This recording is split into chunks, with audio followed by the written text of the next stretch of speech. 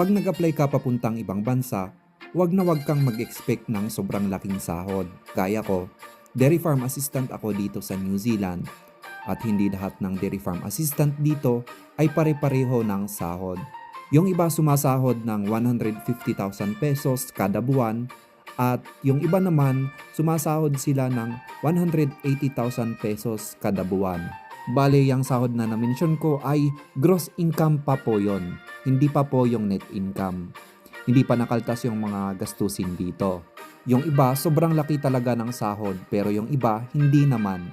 Pero ang importante, mas malaki ang kita kaysa sa Pinas.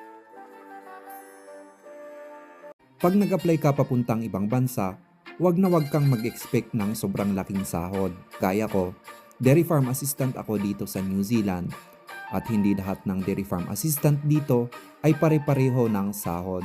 Yung iba sumasahod ng 150,000 pesos kada buwan at yung iba naman sumasahod sila ng 180,000 pesos kada buwan. Bale, yung sahod na na-mention ko ay gross income pa po yon, hindi pa po yung net income. Hindi pa nakaltas yung mga gastusin dito. Yung iba, sobrang laki talaga ng sahod pero yung iba, hindi naman. Pero ang importante, mas malaki ang kita kaysa sa Pinas.